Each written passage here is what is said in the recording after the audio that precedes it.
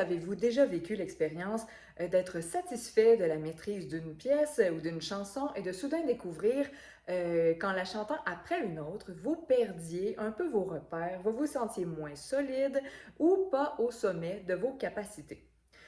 Que certains passages étaient plus ardus que lors de vos répétitions de cette même pièce. Eh bien, il ne s'agit pas de hasard. L'ordre dans lequel nous présentons nos pièces et le degré de maîtrise de chacune ont un impact certain sur la qualité et l'intégrité de notre travail préalable. Voyons pourquoi et comment mieux gérer ce paramètre. Chaque pièce, chaque chanson a ses caractéristiques propres, musicalement, techniquement, affectivement, psychologiquement. Un enchaînement de pièces implique nécessairement un ajustement de tous ces aspects et dans tous les degrés d'intensité de ces aspects-là et en termes d'exigence demandée. Ça peut être dans les muscles, dans la profondeur du texte, dans ce que ça vient chercher en nous, comment ça nous touche, etc. Le contexte dans lequel est placée une pièce, avant quoi et après quoi, demandera un ensemble d'ajustements différents. Donc, les prendre en compte nous permettra d'être beaucoup plus efficaces et de préserver l'intégrité du travail fait dans chaque pièce, dans tous ses aspects. Certaines transitions vont être plus familières, plus faciles, plus fluides pour nous, plus naturelles, et elles ne seront pas les mêmes pour tout le monde. C'est d'autant plus important à prendre en compte que l'on recherche souvent artistiquement une forme de courbe, un certain degré de contraste entre les pièces, donc dans l'ordre de présentation de nos pièces. Ça demande davantage de capacité d'adaptation et ça, ça se travaille, ça s'entraîne. Oui, il est bénéfique et souhaitable, bien sûr, de travailler une œuvre en elle-même en tant qu'unité, mais il est autant de travailler le passage de l'univers d'une pièce à celui d'une autre. Et même d'inclure cette variable dans le choix de notre enchaînement, si possible, et des intermèdes parlés, s'il y a lieu. Testez une pièce à quelques endroits, je vous le propose dans l'ordre, dans quelques contextes différents, pour voir si certains sont plus favorables que d'autres. Vous pouvez bien sûr vous entraîner à enchaîner les pièces les unes après les autres. Ça peut être utile, mais c'est long pour rien pour l'objectif.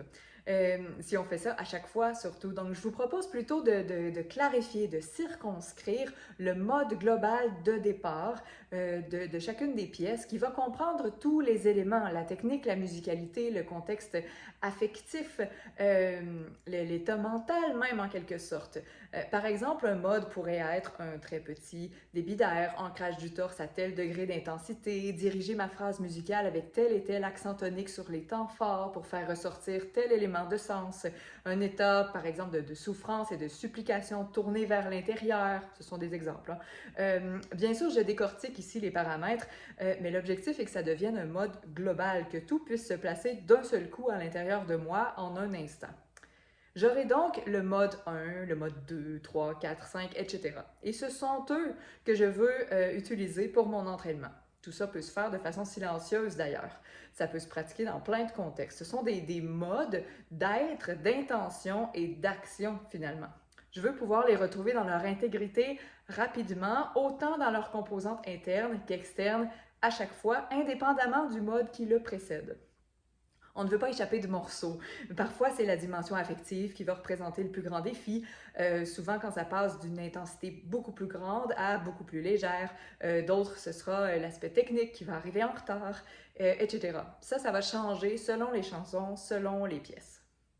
J'espère que ces pistes-là vont vous rendre la vie plus facile, vous rendront plus satisfait aussi de vos prestations, concerts, spectacles, auditions, etc. Faites des expériences dans votre plan et entraînez vos transitions de mode. Et même si jamais il arrivait que vous n'étiez pas rendu à quelque chose de complètement sain dans la maîtrise d'une pièce et que vous savez que cette pièce-là en particulier génère a tendance à générer de la fatigue vocale malgré tout votre bon travail, votre bon soin. Mais faites attention à ce que vous mettez après parce que cette fatigue-là, elle risque de se poser un peu sur l'autre. En même temps, si vos transitions sont vraiment claires, vos modes sont vraiment séparés, vous récupérez une bonne gestion de l'air,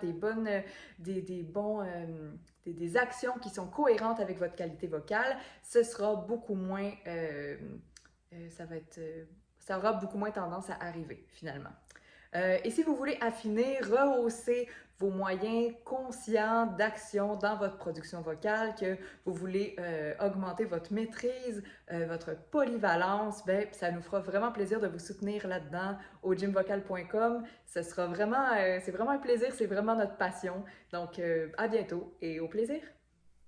Vous trouverez juste en dessous un réchauffement vocal gratuit et un défi 4 jours pour améliorer un passage vocal difficile, gratuit aussi.